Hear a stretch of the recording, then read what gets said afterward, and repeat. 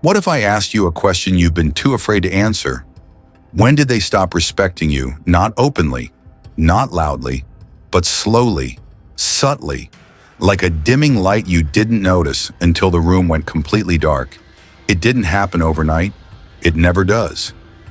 Go back. Remember those early moments, the first time you stayed silent to avoid conflict, the first time you accepted an apology that never truly came, the first time you laughed off a comment that cut deeper than anyone realized. You thought you were being patient, mature, understanding. You convinced yourself that keeping the peace was more valuable than drawing the line. And for a while it felt like the right choice. People smiled. The tension dissolved. You felt safe. But then something shifted. Gradually, they stopped pausing when you entered the room. Your words became background noise. Your presence became optional. They no longer asked for your input, they merely informed you after decisions were already made. And you kept forgiving, kept bending, kept sacrificing your own standards in the name of love, friendship, and acceptance. Until one day you woke up realizing you had trained them, not through your words, but through your actions. You taught them that you would tolerate anything, that your time, your energy, your dignity, they were all negotiable. And now you're here, hollow, frustrated, wondering when it all slipped away. But the truth is harsher than you want to admit. It slipped away every time you whispered, "It's okay," when it wasn't. You wonder why people no longer respect you, but the truth is brutal. You taught them exactly how to treat you. It wasn't some grand betrayal or a single catastrophic moment that led to this quiet erosion. It was thousands of tiny moments where you surrendered pieces of yourself, pieces so small you barely noticed until nothing was left. You stayed silent when you should have spoken. You smiled when you should have walked away. You forgave before they even asked for forgiveness. You made yourself endlessly available, believing that this was kindness, believing that your flexibility was a virtue. But flexibility without limits is not a virtue, it's self-erasure. The flexible bend until they break. And you broke long ago. People don't wake up one morning and decide to disrespect you. They test you little by little, watching your reactions, gauging your boundaries, seeing how far they can push before you finally push back.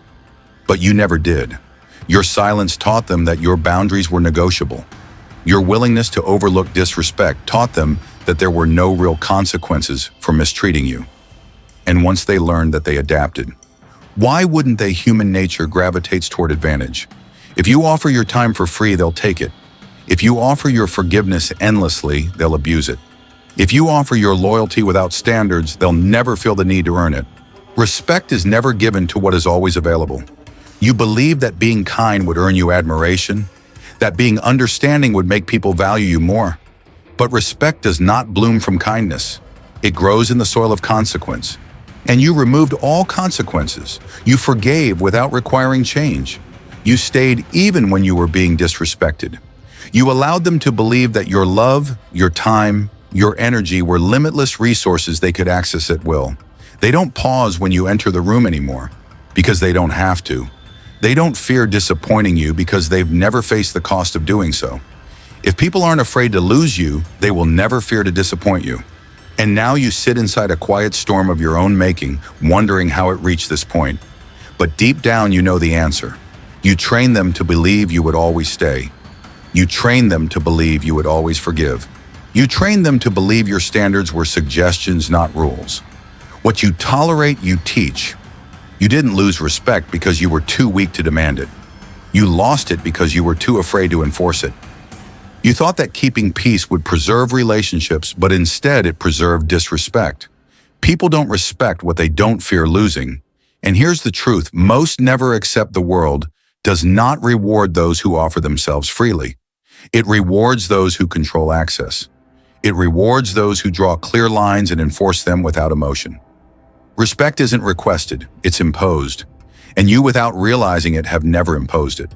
You surrendered it inch by inch, hoping your sacrifice would be recognized as strength. But sacrifice without standards is not strength, it's surrender. And those you allowed to stay, they stayed, not because they respected you, but because they could. That is the reality you must now face if you ever hope to reclaim the power you gave away so easily. You've been told your whole life that kindness will bring you respect, That if you're patient enough, generous enough, understanding, enough people will appreciate you. But you've learned the hard way that kindness without boundaries is not admired, it's exploited. The world doesn't reward endless understanding, it punishes it. Because when your kindness comes without limits, it's not perceived as strength, it's seen as a weakness to be used. In the eyes of others, flexibility without structure becomes fragility. People do not value what they can access without effort. They do not cherish what they know will always be available. You thought being forgiving would create loyalty. You thought being accommodating would inspire appreciation. But instead, you trained them to see you as someone who can be pushed, stretched, and manipulated without consequence. You became the fallback option, the person they call when everyone else says no. And worst of all, you convinced yourself this was love. You told yourself that being endlessly available made you a better friend, partner, or leader.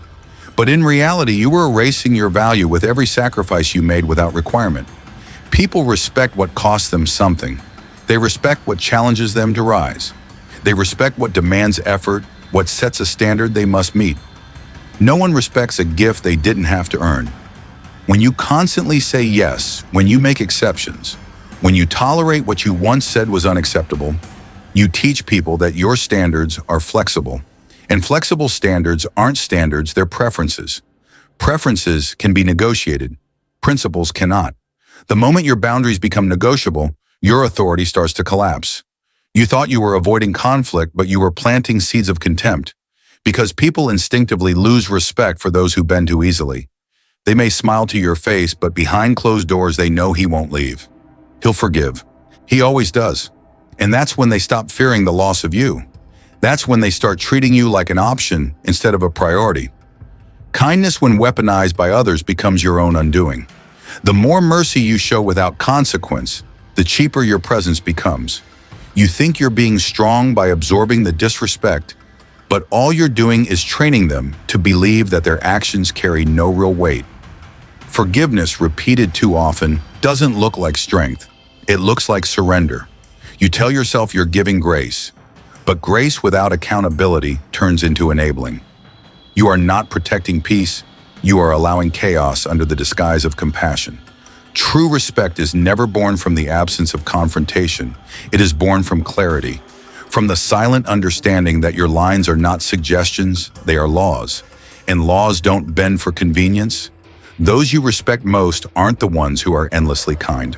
They are the ones whose standards never waver even under pressure. The ones who can be calm and gracious, but only within the boundaries they have carved in stone.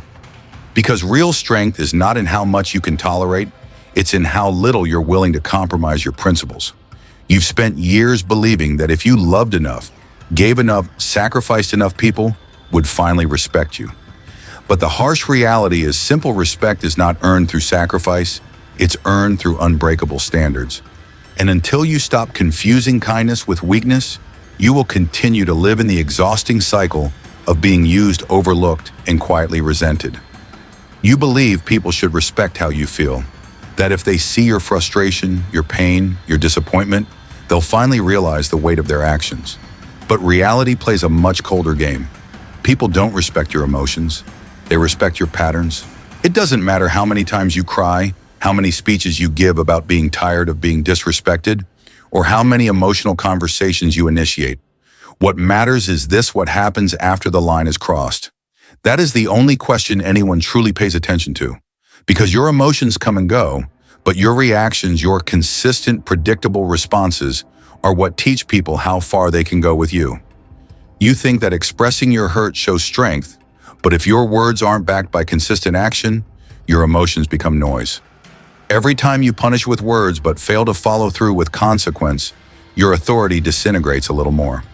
People quickly realize you're not dangerous to offend. They may see your anger, but they don't feel it as a threat because they know it will fade. They don't fear your pain, they fear your patterns. Patterns are what build authority.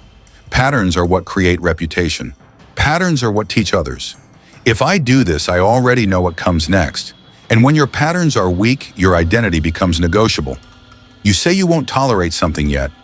When it happens again, you offer nothing but disappointment masked as understanding. You think your speeches are powerful.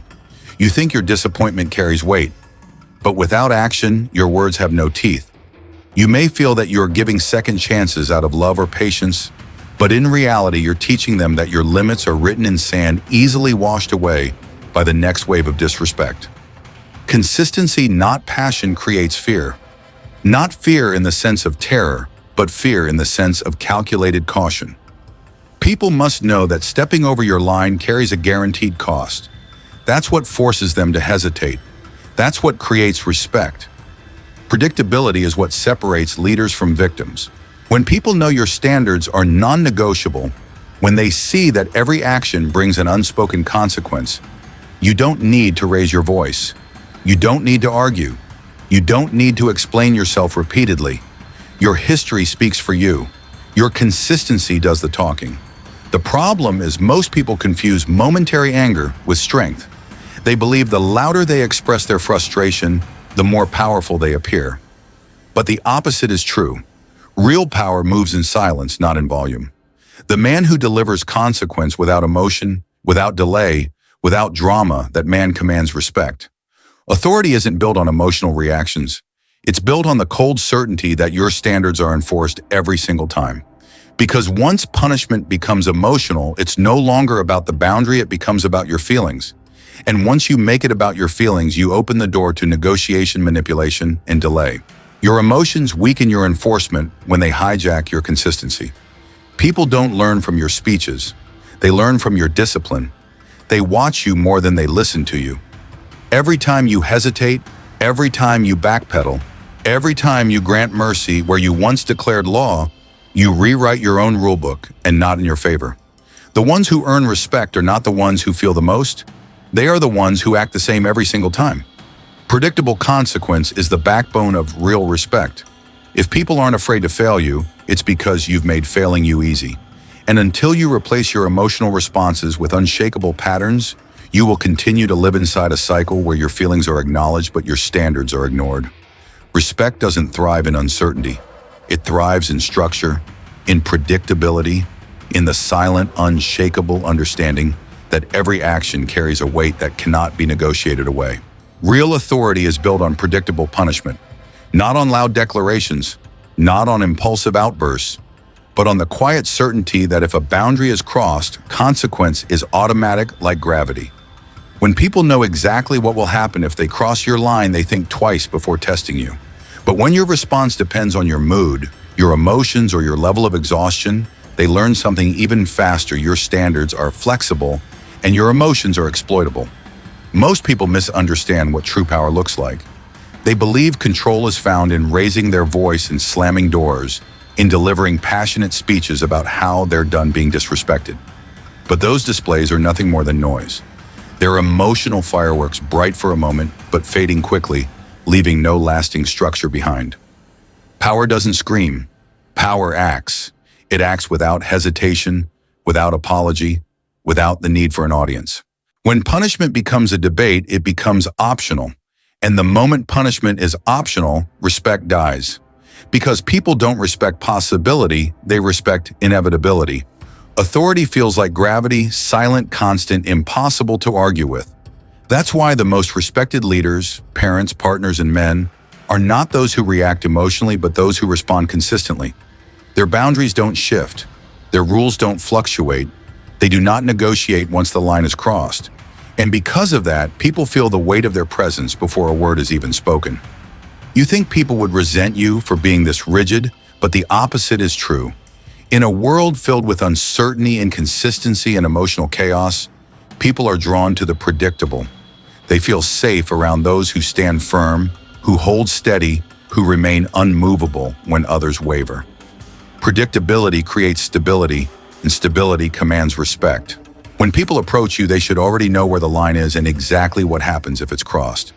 There should be no guessing, no wondering if you'll let it slide this time, no hope that you'll forgive one more disrespect.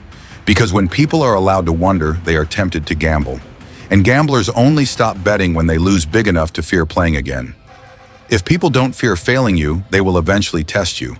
Not because they are evil, but because human nature gravitates towards advantage. We push where we feel no resistance. That's why the strongest authority is not reactive, it's pre-established. It's known before the offense ever occurs. When your history shows that you never hesitate to enforce your standards, people begin to self-regulate around you. They hold themselves accountable before you ever have to. Your consistency teaches them more than your speeches ever will. You don't need to threaten anyone. You don't need to create drama. You simply act. Quietly, predictably, every single time. And that repetition is what creates true fear, not of you, but of losing you. Not of punishment itself, but of what your absence represents. Predictable punishment doesn't create terror, it creates order. The ones who respect you the most aren't scared of you. They're scared of disappointing you because they know what comes after distance, withdrawal, removal. And once people experience the weight of losing access to you, they quickly adjust their behavior. Not because you begged, but because you acted. Real respect is built on the consistency of your enforcement, not the intensity of your emotions. There is something tragic and dangerously common about the person who keeps forgiving the unforgivable. You've done it. You've watched others do it. Someone crosses a line, disrespects your time, violates your trust, and instead of drawing the line, you forgive. Not once, not twice, but over and over again. You convince yourself this is strength, that offering endless chances makes you noble. But forgiveness without consequence isn't strength, it's surrender. Every time you allow someone to violate your standards and return without cost, you chip away at your own value. You tell yourself it's grace. You tell yourself it's compassion.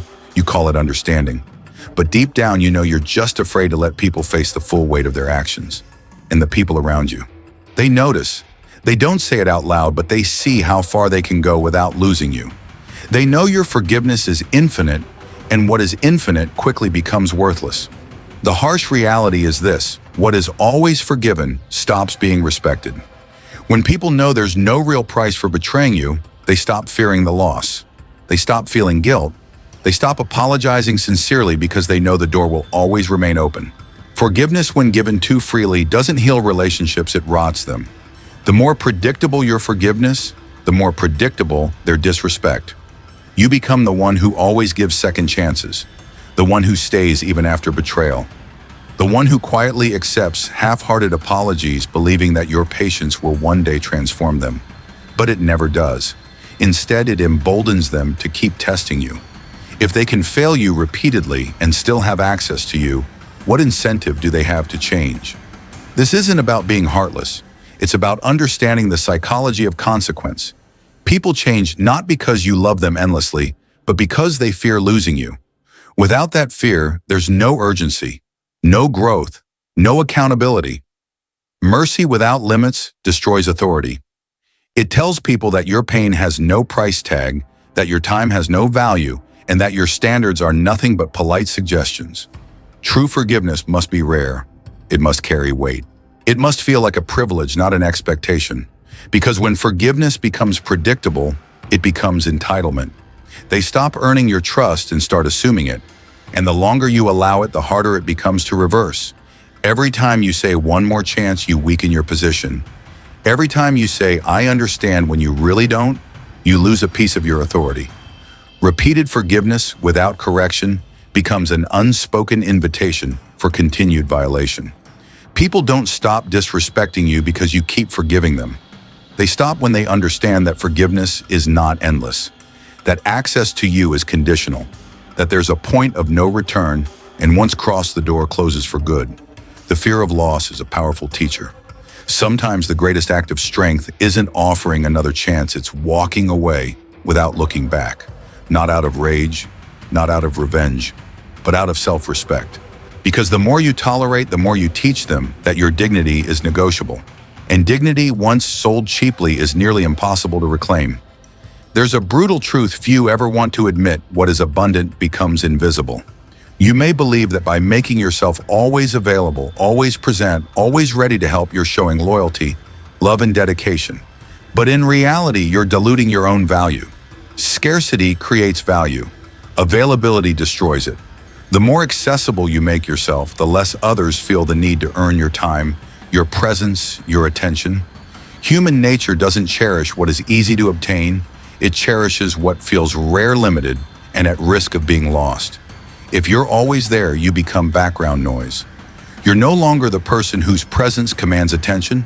You're simply there, the fallback option, the afterthought, the one they reach out to when better plans fall through. And the tragedy, you train them to see you this way. Every time you replied instantly, every time you adjusted your schedule to fit theirs, every time you said yes when you should have said no, you sacrificed your scarcity and with it your authority. Think of the people you respect most. Do they answer every message immediately? Do they rearrange their priorities at the slightest request? Do they make themselves available to anyone, anytime for anything? No.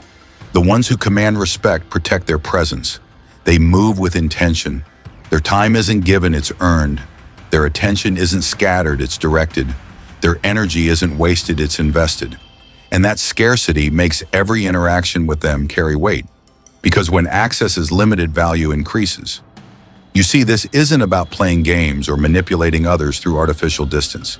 It's about recognizing that your time, your attention, and your emotional availability are finite resources. The more freely you give them, the less they're respected. People unconsciously evaluate your worth based on how you treat yourself. When they see you always responding, always saying yes, always adjusting to accommodate others, they draw one simple conclusion. He needs us more than we need him. And once that dynamic takes root, respect begins to erode. Not because people are malicious, but because that's how power dynamics work. Neediness repels respect. Scarcity attracts it. When others sense you are comfortable with absence, that you're willing to be alone rather than compromise your standards, your value rises instantly. You no longer chase attention, you command it. You no longer seek validation. You become the one others seek to please. Because now your presence feels earned, not assumed. And what's earned is always treated with greater care. Abundance creates complacency. Scarcity creates reverence. This applies to your personal life, your relationships, your business, your leadership, every arena of human interaction. If you allow people to believe they can have you whenever they want, they'll eventually treat you like they don't need you at all. But when your presence must be earned, when your time has boundaries, when your access is a privilege instead of a right, they start to approach you differently. They hesitate before asking. They think before speaking. They prepare before meeting. Because they know this opportunity may not come again easily. The power isn't in how often you're seen, it's in how intentionally you appear. The man who controls his availability controls his value. You weren't made to be on call for anyone's convenience. You weren't designed to be everyone's emergency option. You are not a resource to be drained at will. You are a standard to be met, and standards require scarcity. Scarcity demands discipline, and discipline builds unshakable respect. Power isn't found in how loudly you speak or how forcefully you react. Power isn't in your ability to explode when you feel disrespected or to deliver passionate speeches in the heat of conflict. Power lives in your ability to remain composed when everyone else loses control. Emotional control is real power. In a world addicted to instant reactions where people wear their emotions on their sleeves and demand attention through drama, the man who can stay calm becomes magnetic. Because emotional restraint is rare, and what's rare commands respect. Anyone can react. Anyone can lash out. Anyone can argue, cry, scream, or beg when their ego is challenged. That's easy. That's common. But the man who holds his emotions while his world shakes is the one everyone watches. His silence speaks louder than any words could. His composure unsettles those who expect chaos. People fear what they cannot read. When they cross you and expect an emotional explosion, but you respond with stillness, they're thrown off balance. That unreadable calm becomes intimidating, not because you threatened them, but because you didn't need to. You held your position. You didn't give them access to your emotional center. The one who controls his emotions controls the frame. The moment you allow your emotions to dictate your response, you hand power to the very people provoking you. Whether they are doing it intentionally or not is irrelevant. The second you lose control, they win. Because now you're reacting to their moves instead of directing your own. Anger is not power. Revenge is not power. Needing to explain yourself is not power. Calm is power. Picture it: someone crosses your line. Everyone braces for your reaction. But instead of raising your voice or arguing, you simply pause. You look them in the eye, say nothing, and walk away. That silence cuts deeper than any outburst ever could. Because your stillness becomes their punishment. Your absence becomes their consequence. This isn't about being cold. It's about being sovereign. It's about mastering your internal world so completely that no one can pull you off balance. The man who doesn't belong to his impulses cannot be controlled by anyone else. In a society obsessed with visibility and reaction, your stillness becomes a form of rebellion. Let others scream, overshare, and justify. Let them spiral into emotional chaos. You stay still. Stay deliberate. Move only when necessary.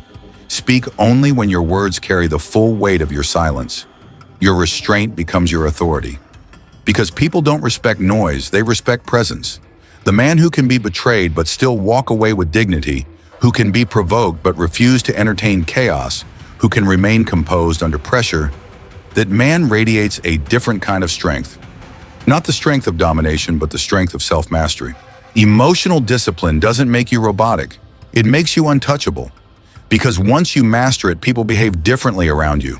They approach you with caution. They weigh their words carefully. They hesitate before crossing lines. Not because you're aggressive, but because they know your silence carries consequence. And over time, that silent power becomes unshakable. It can't be bought. It can't be borrowed. It can't be faked. It must be earned through thousands of moments where you choose control over reaction. True power isn't expressed, it's contained. And in that containment, you become the man no one wants to disappoint, not out of fear of your rage, but out of fear of your withdrawal. Respect doesn't start when others recognize your worth. It starts the moment you stop betraying yourself. Self-respect is the root of all external respect. People learn how to treat you by watching how you treat yourself. If your words and your actions are constantly in conflict, if your standards only exist when convenient, if you abandon your own values the moment they become uncomfortable, you broadcast a message far louder than anything you say. I cannot be trusted to honor my own boundaries. And if you don't take your own standards seriously, no one else will. This is where most people fail, not because they lack knowledge, but because they lack self-integrity. They make promises to themselves and break them in silence. They set goals and abandon them quietly when no one's looking. They create rules but suspend them for temporary comfort or fleeting pleasure. Every compromise chips away at your foundation, not publicly, but privately, and that internal erosion is what others feel even if they never see it directly. You cannot hide the consequences of self-betrayal. It shows in your energy, your posture, your decisions, and your presence. People watch how you move when you're alone just as much as when you're in front of them. They see you cancel your own gym sessions because you're too tired. They see you stay in relationships where you're not valued, accepting the bare minimum and calling it love. They watch you make exceptions for people who repeatedly cross you, excusing their behavior out of fear of losing them. And their conclusion is simple. If he won't respect himself, why should I? This is where real power is either built or destroyed. Self-integrity isn't about perfection, it's about consistency. It's about doing what you said you would do long after the motivation to do it has faded. It's about choosing discipline over comfort principle, over impulse structure, over chaos. And the price for failing yourself compounds daily. Every time you bend for the sake of peace, every time you justify behavior you know violates your standards, every time you whisper, just this once, you lose ground, not only with others, but with yourself. The most dangerous erosion is silent erosion. Not the dramatic failures that everyone sees, but the quiet surrender of your own word repeated so often that you barely recognize the man staring back at you. This is why most people never achieve true respect. They are at war with themselves long before they ever confront anyone else. If your foundation is shaky, no amount of external validation can stabilize you. People respect men whose actions align with their values. Men who hold their standards even when it costs them relationships, opportunities, or comfort. Men who would rather stand alone than stand compromised. Because that level of alignment projects certainty, and certainty is magnetic. A man who keeps his own promises becomes a man others cannot ignore. Your presence becomes heavier, your words carry more weight, not because you're louder, but because you're grounded. You don't flinch, you don't fold, you don't negotiate your identity to fit the room. You enter every situation knowing who you are, and that certainty forces others to approach you differently. Self-integrity creates presence, and presence demands respect. This is the foundation you must build if you want others to take you seriously. because no one will hold you to a higher standard than the one you enforce for yourself. Respect doesn't begin with them, it begins with you. You've spent most of your life chasing approval. You've adjusted your behavior to avoid disapproval. You've softened your edges to be more likable. You've bent your standards to be accepted. And yet, despite all these efforts, respect remains distant. That's because respect doesn't follow those who seek validation, it follows those who build presence. The brutal truth is this: the more you seek to be liked, the less you will be respected. Approval is addictive because it feels like safety. You crave smiles, compliments, reassurance, but those fleeting moments of validation come at the cost of your authority. When people sense you need their acceptance, they instinctively place themselves above you. Not out of cruelty, but because need disrupts balance. It shifts the dynamic from mutual recognition to silent desperation. You give others power over you every time you hunger for their approval. Neediness repels respect. Detachment creates gravity. True presence isn't about dominating a room with noise. It's about entering a room and shifting the energy without saying a word. That kind of presence is born from internal security, not external applause. The man who no longer craves validation moves differently. He speaks less. He listens more. He doesn't force his value into conversations. His worth radiates from his stillness. The strongest man in any room is the one who doesn't need the room. Approval seekers feel an endless urge to explain themselves. They feel compelled to justify every boundary, every decision, every no they give. But every explanation weakens the perception of certainty. The more you justify, the more you signal doubt. People don't respect men who negotiate their own standards to avoid uncomfortable emotions. They respect men who calmly hold their ground without the need for permission. Approval seekers also suffer from overexposure. Always present, always answering, always accommodating. But as we've established, what is always accessible is easily ignored. You dilute your presence by flooding others with your availability. You teach them to devalue your time, your attention, your energy because it costs them nothing to have it. The man who values his own time forces others to value it as well. He chooses his words with care. He controls his access. He becomes deliberate about where his energy flows, and that scarcity commands respect. Presence is built when your attention feels earned, not automatic. Approval seekers sacrifice their self-respect piece by piece. They tolerate disrespect to maintain connection. They downplay offenses to avoid conflict. They accept crumbs of affection as substitutes for loyalty. But what they don't realize is this: every time you lower your standards to keep someone, you teach them that you are dispensable. And people don't respect what they aren't afraid to lose. Those who truly command respect never beg for attention. They are not arrogant, but they are complete. They are comfortable being alone rather than compromising who they are. Their solitude doesn't weaken them, it fortifies them. The man who doesn't need others gains influence over them. Because when people realize you can walk away at any moment without hesitation, they adjust their behavior to keep you. Not because you demanded it, but because your independence exposed their dependence. That's the silent power most never develop. Approval seekers are addicted to short-term comfort, but those who build presence choose long-term respect. They embrace the discomfort of being misunderstood, of losing people who cannot rise to their standard. And in that sacrifice, they cultivate an energy that others cannot ignore. Respect is never found in applause. It's built in the discipline to walk alone while others chase crowds. Power doesn't belong to the one who demands the most attention, who controls the conversation, who fills every silence with words. Power belongs to the one who needs the least, the one who holds the ability to walk away at any moment without hesitation. You've been conditioned to believe that strength comes from connection, from belonging, from being chosen by others. You've been told that relationships, approval, and proximity are the currency of power. But this is a dangerous illusion.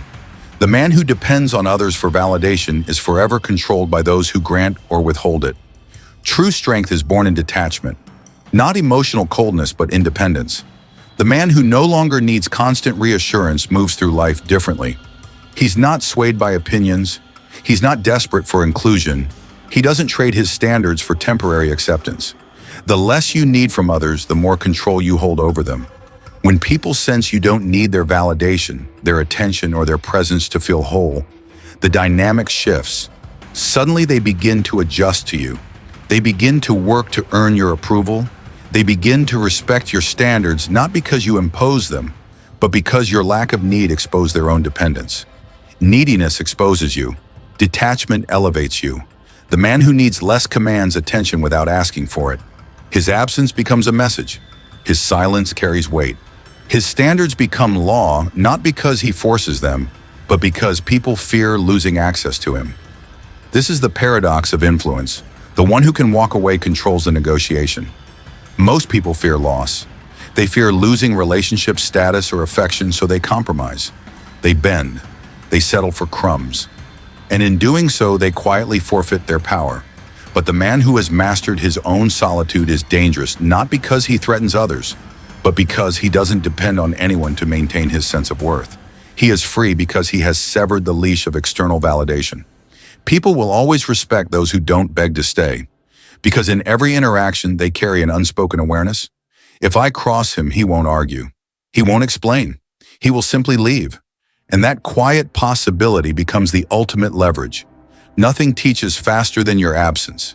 Nothing commands more respect than your silence after disappointment. You see, this isn't about being distant for the sake of appearing strong. It's about being whole within yourself so that others recognize your boundaries are non-negotiable. The moment someone senses you're unwilling to lose them, you've already lost your power. They will test you not out of malice, but because human nature instinctively seeks advantage.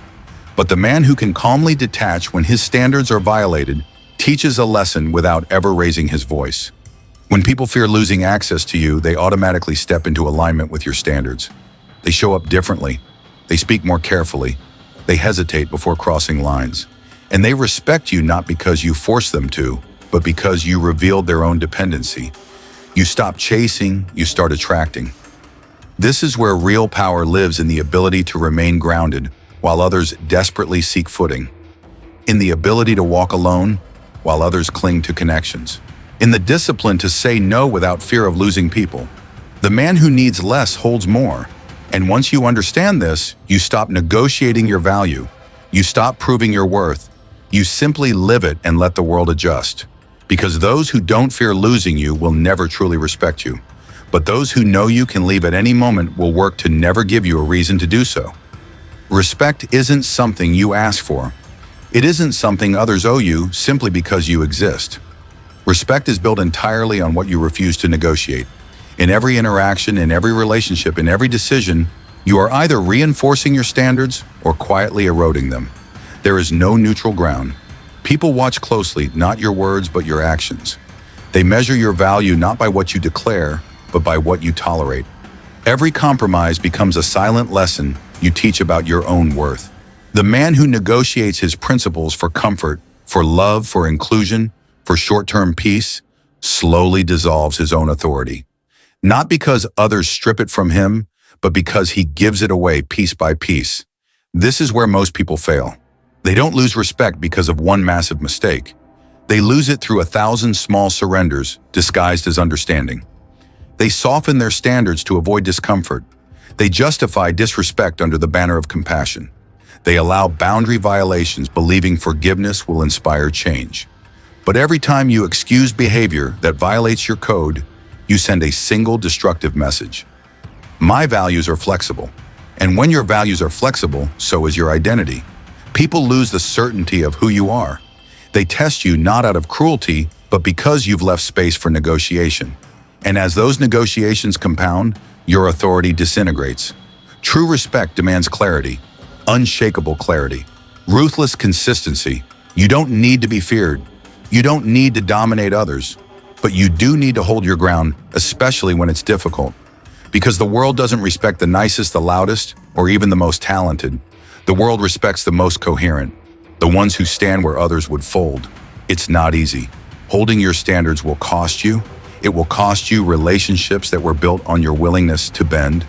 It will cost you opportunities that require you to compromise. It will cost you the comfort of being accepted by those who demand your flexibility. But what you gain in exchange is priceless. You gain your spine. You gain your integrity. You gain the kind of presence that forces others to rise or leave. Respect isn't earned through popularity. It's earned through non-negotiable standards. And once people know you cannot be bought, manipulated, or guilted into abandoning your principles, everything about how they interact with you changes. They think before speaking, they hesitate before disrespecting, they measure the cost of losing access to you, because they know he doesn't negotiate his dignity. And that realization creates a silent gravity around you, one that doesn't require explanation or defense. The mere knowledge that you're willing to walk away without hesitation becomes your unspoken leverage. Absence speaks louder than argument. Withdrawal educates faster than warning. This is the point where you separate from the masses. Most people live their lives trying to preserve connections at any cost, never realizing that true authority requires the willingness to lose what isn't aligned. You must be ready to lose anything that demands you abandon yourself. Because the moment you compromise who you are to keep someone or something, you've already lost both. Your respect lives in your refusal to negotiate, not because you're stubborn, but because you know your values are the foundation of your power. The man who defends his standards silently and consistently becomes untouchable. His presence is respected not because he shouts, but because his standards are felt long before a word is spoken. In the end, you will be respected for one simple reason: for what you refuse to negotiate. In life, respect is not something you wait for. It's something you build every single day through your actions, your boundaries, and most importantly, your consistency. The world doesn't honor people who simply wish to be respected. It honors those who uphold standards even when it's uncomfortable, even when it costs them relationships or opportunities. The hard truth is this: every time you forgive without consequence, every time you explain your no, hoping not to offend, every time you soften your boundaries to keep the peace, you are quietly training people to disregard your value. If you want others to respect you, you must first respect yourself in silence, without demanding recognition. This means honoring your time even when no one is watching, enforcing your boundaries without emotion, and refusing to negotiate your standards for short-term comfort. People don't respect your emotions, they respect your patterns. They don't admire your kindness when it lacks structure. They admire your firmness when it is calm and unwavering. True power lies in needing less, not more. The man who can walk away holds the advantage. And when people realize that your presence is a privilege, not a right, they will think twice before taking you for granted. In a world obsessed with being liked, be the one who is respected for what he refuses to compromise. That's where real freedom and real power begin.